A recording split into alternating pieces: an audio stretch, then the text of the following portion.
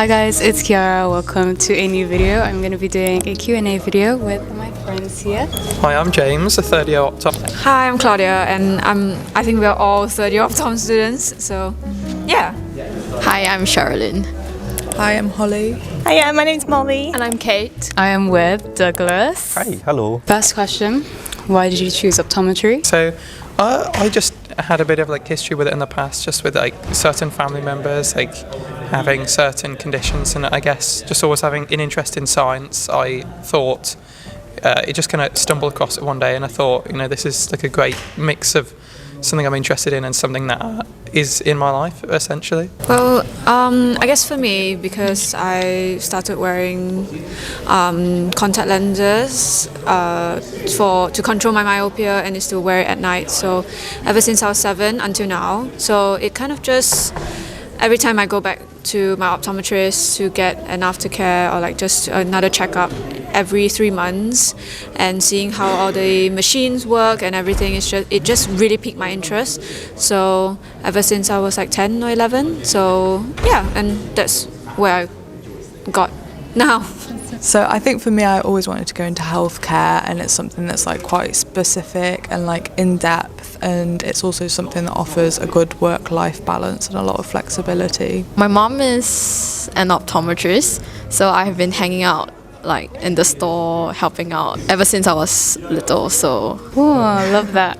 Okay, I chose optometry because it's definitely a people's career. I did want to go into something specific into healthcare, and optometry was the one for me. I actually found out about it on social media before starting my A-levels, and I was like, okay, this is for me. It's really patient-centered, patient-focused, and it really truly makes a difference into someone's life. I chose optometry just because I knew I always wanted a healthcare career. I went to an eye test one day, and I just thought this looks really cool.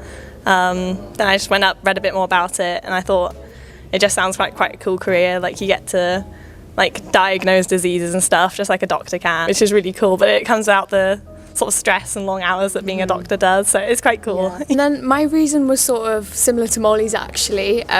So it was when I first had one of my eye tests. They did a scan called an OCT scan, one for you to look up if you don't already know what that is. And they showed me all the different layers in the back of my eye, and that was completely fascinating to me. And it was from that point onwards that I wanted to do optometry. I love that. Yeah. The eyes are so interesting, and all of the equipment we get to use is just so cool. The reason I chose optometry was very interesting because when I was a kid, I remember it all started with taking interest in my mom's specs, because when you're 5, 6 years old and you don't have that and you're wondering what is that, the moment I put it on, I was like, whoa, what is this? And Life changer. It's quite life changing, and it's quite an interesting experience. And then ever since I always had a profound interest in eyes, because how they work, glaucoma, macular degeneration. They may seem healthy, but sometimes these conditions can actually affect their day-to-day life. So that resulted in me wanting to understand more about optometry. Yeah. What advice would you give to someone who's applying to optometry? I'd say in terms of choosing to apply to the course, just have a look online at the modules for the university you're interested in to see if that sort of area interests you. If you have any sort of connections with someone who is an optometrist, or say if you've gone to a sight test, and maybe you can ask how you found the course, things like that, and just generally have an overall look and see whether this kind of thing interests you. The big question, is optometry hard or difficult? Difficult. Honestly, but I would say it's fine if you have more practice. Basically, it's practice skills, and it will get better over time. We were just talking about earlier how we don't really see as many patients in third year, but when we go into our pre-reg, we'll be seeing patients every single day, and we'll just get there. But the course is very hard, just in general, because there's a lot of theory that you need to know before we start testing and all. Okay, someone asked, are we considered to be a doctor? No, you can do a PhD, but that's separate to this, so no, you aren't considered a doctor. But I think I realised also I think there are certain areas, like especially in Asia, they kind of just group it all together and just call you a doctor anyway. I've been called a doctor before during my internship. You will come across people who actually call you a doctor because they just group people in healthcare or people who work together, who do work together with like ophthalmologists or doctors as a doctor. So they just kind of, instead of, oh, you're an optometrist, you're a dentist, they just group it all in one term as a doctor. So I think it just really depends on where you meet people or where you see. People put a lot of trust in you as an optometrist. Would you guys give any advice for any international students that would like to apply to an optometry school in the UK? For us, we are a little different because we actually studied before. We had a diploma in optometry, and for that it's easier for us to apply for bachelors. However, it really depends on which region you're from, and you have to look at the criteria, because there are some countries that do accept certain criteria or certain qualifications of like different schools. So you really have to check it out yourself. However, for international wise, you have to also check after graduation whether your certificate is qualified and accepted and recognized in your own country. So it's very different. However, for us wise, we are able to work in Singapore, where we are from, and also in the UK. Pre-reg it applies to a lot of countries, so definitely I think it still exists. Yeah, so you have to know that for international students it will be definitely more expensive in terms of getting a visa, and all the school fees is definitely different from what the locals are paying.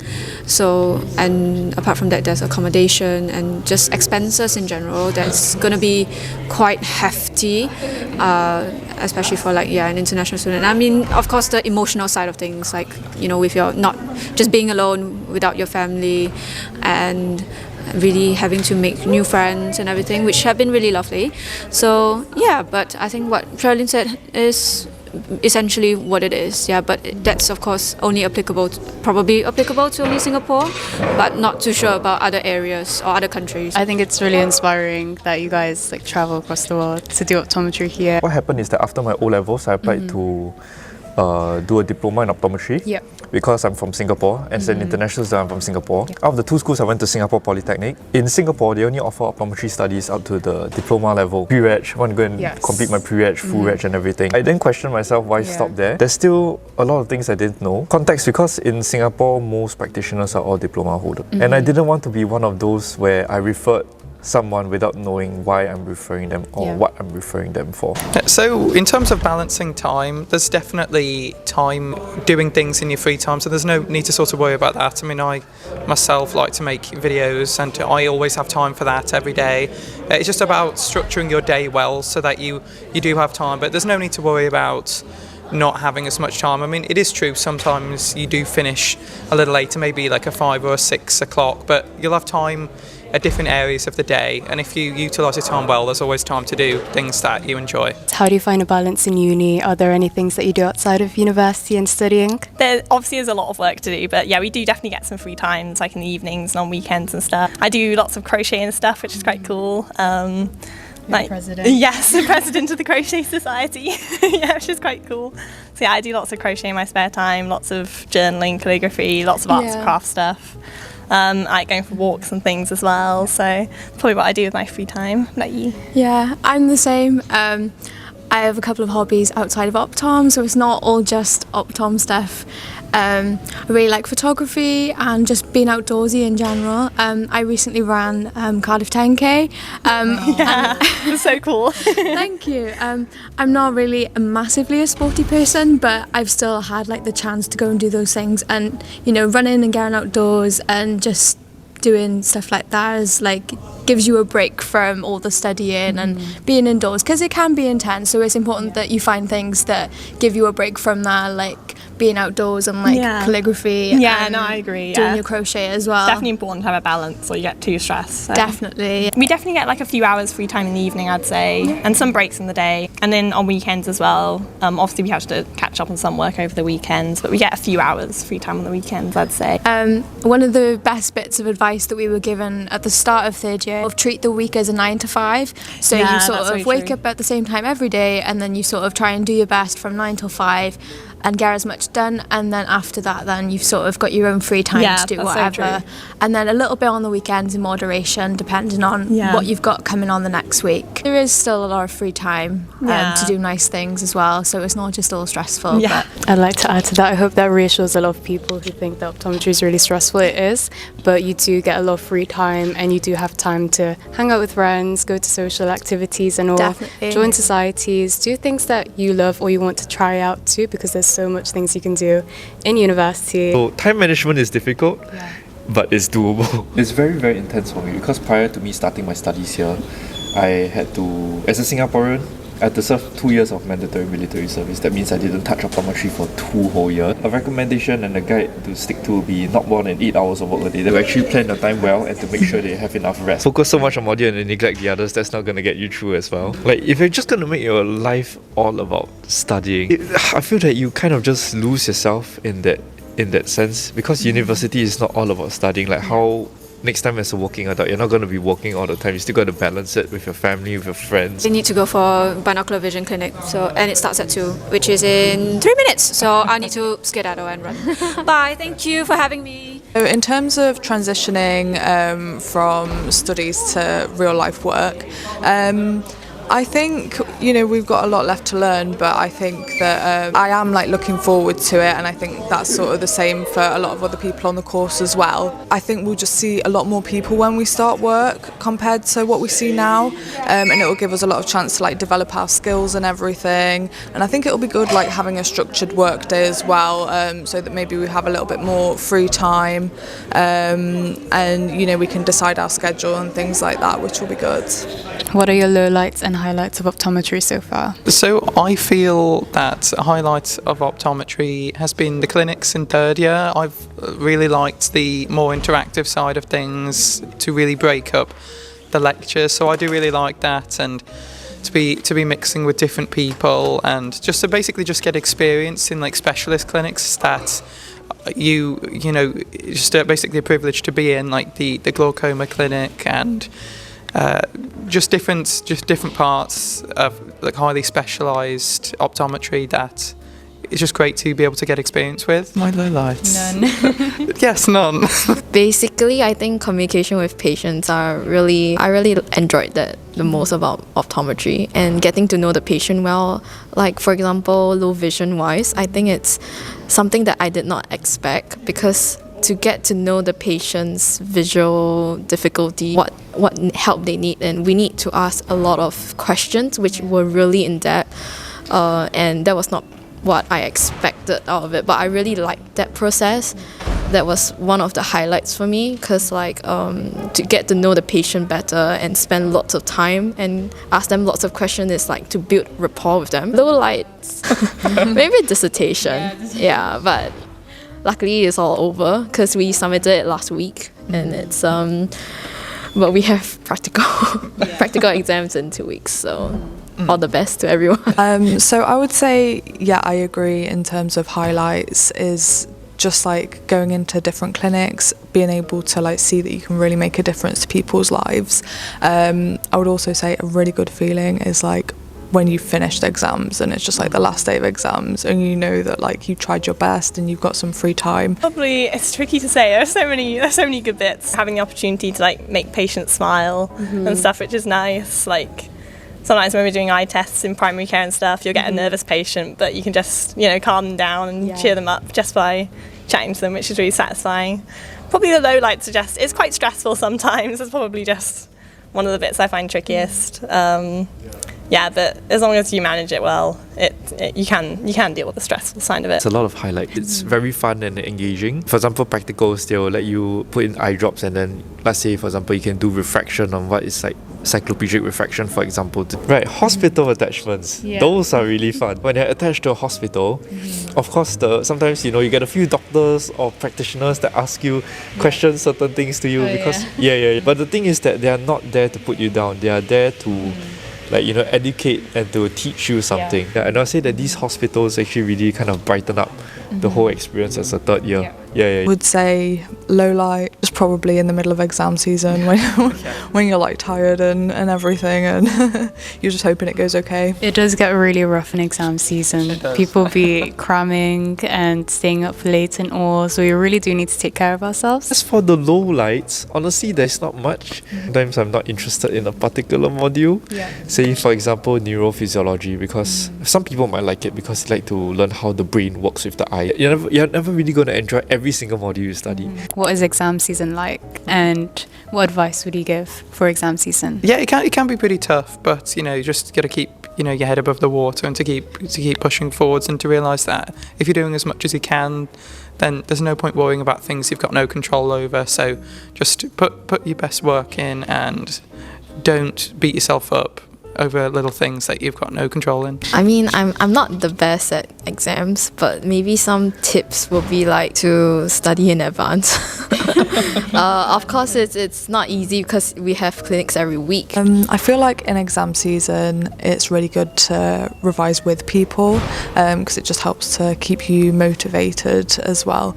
It can be stressful, but if you have the right mindset, you've got the right reasons behind doing the course, then you will enjoy it and it will all be worth it in the end. And then highlights definitely meeting these two and so many other people. Yeah, so many good friends on this course. Definitely, or just being really like-minded people, wanting to make the best for patients, and yeah, just getting to learn in one of the best schools for optometry in the UK. In university, you can't escape from written exams. Let's say for practical exams, the grade that you get in practicals doesn't really reflect on the kind of practitioner you are, because you need to understand that in a practical setting, you know that you're examined, and that actually can sometimes build upon your nerves, your stress, and then might cause your performance to fluctuate as compared to a very normal setting. One bad session doesn't determine your grade. And then the thing is that they rotate around different practitioners to make sure that it's a fair grading system across as well. How to deal with testing anxiety? Can you be an optometrist as an introvert, and will you get used to it with more experience? It can be a very scary thing when someone's watching you do your thing, but when you just enjoy the moment and just actually feel like you're the optometrist, that you're already there, that should help with the nerves. You're seeing them for the first time, they're seeing you for the first time.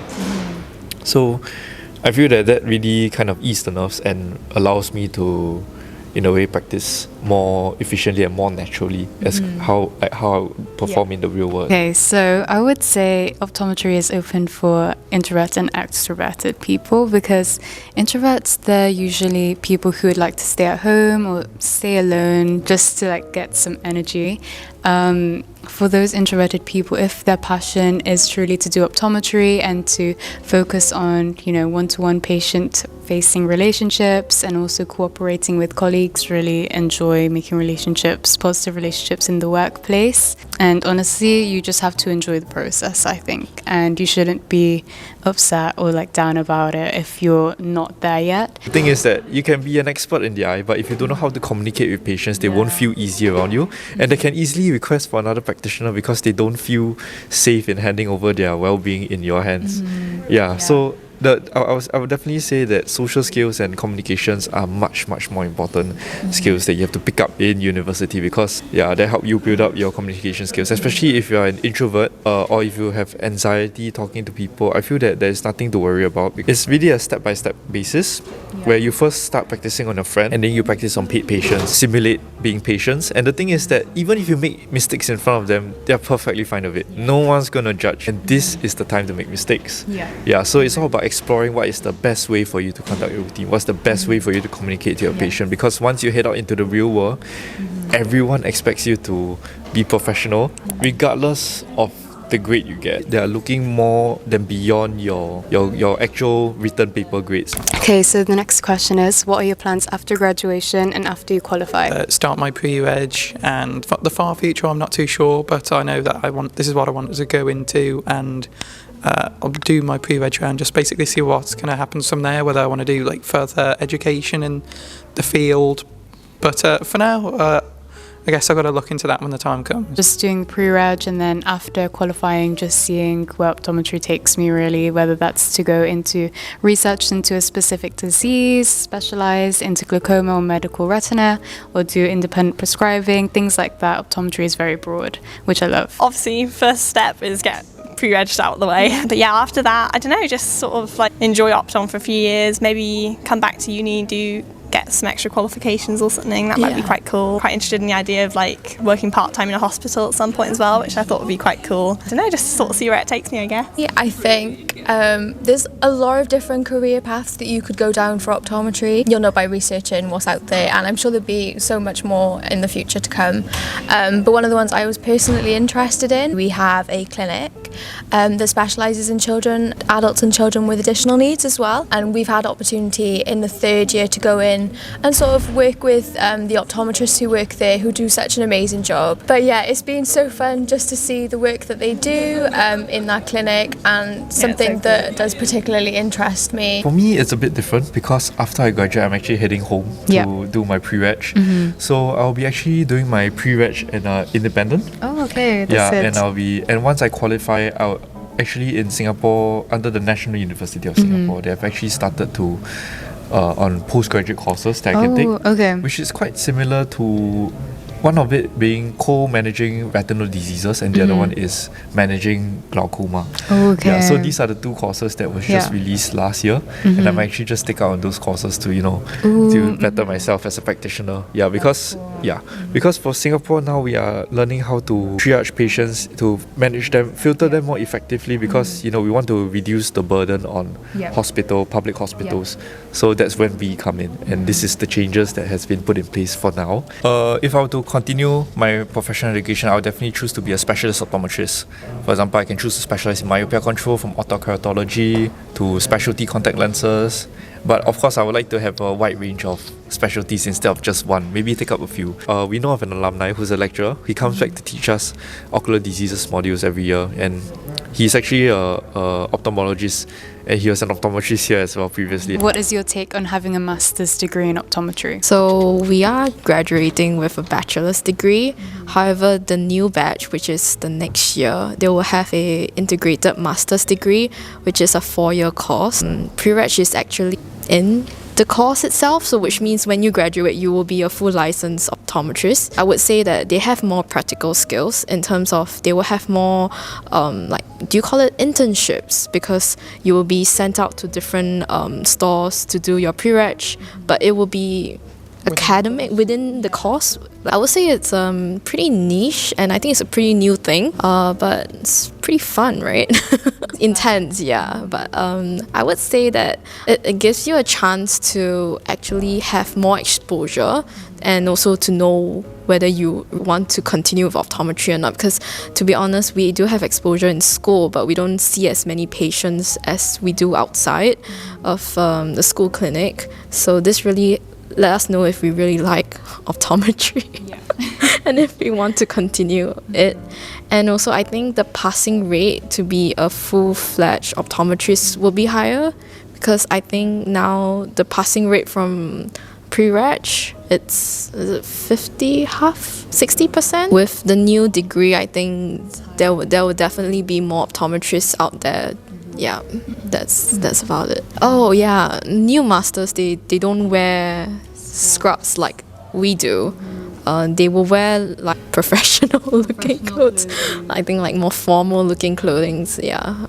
But I like scrubs. Advice for people who are doing optometry in first year, or anything like that, or maybe expectations, things you didn't expect, maybe like money wise. Probably just my key bit of advice to everyone is just, enjoy it. It is stressful, and I feel like sometimes the stress can get on top of you. You never get this time back, so just enjoy it and have fun as well. We will need equipment as well, so it's good to try save up throughout your time at uni, maybe put some money aside for equipment as well, and just general living, because honestly, when you're out there and as a student and you got to finance yourself, it's a lot harder. Uni can be very expensive. So I'd say one of the best things I ever did was getting a part-time job in a practice, whether that's Specsavers, Vision Express, Independent, any of the other big brands out there, Boots, Tesco, wherever.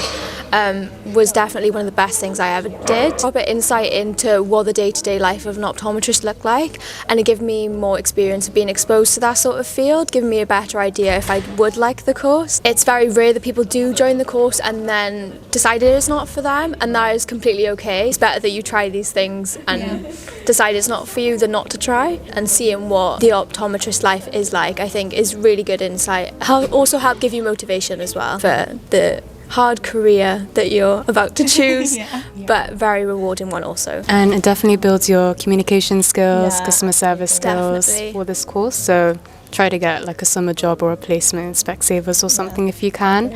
Or even for personal statements and stuff, getting experience for that will be very helpful. Gives you that heads up that they might look for in applications, so that's always a good benefit. So as a student, you'll be told on what you need to focus on at that particular year at that particular time. And the thing is that I would say don't stretch your horizons too far to begin with, because you need to have your foundations right. Just make sure that whatever the lecturers are teaching you, understand it right first. Although they might not be applicable in your second and third years, but the thing is that the concepts and the way of thinking will carry on forward to as the modules become more and more difficult. Definitely check with your lecturers, because they will normally have a recommended reading list. Teaching material they provide you is enough, or they want you to dive deeper. Don't limit your clinical hours to just what is given to you in school. We actually are allowed to book extra clinic practice sessions.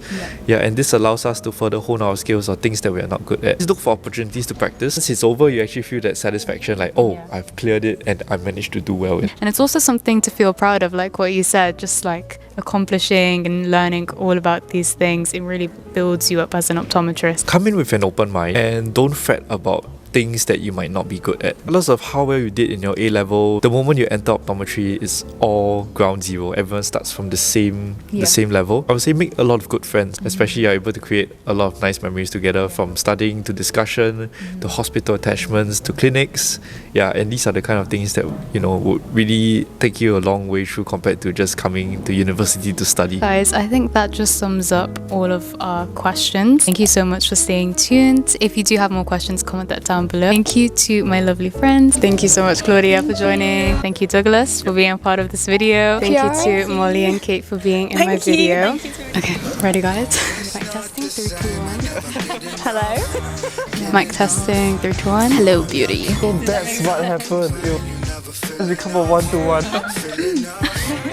Yeah, this is like a podcast for you. It is. Take care. And that's it.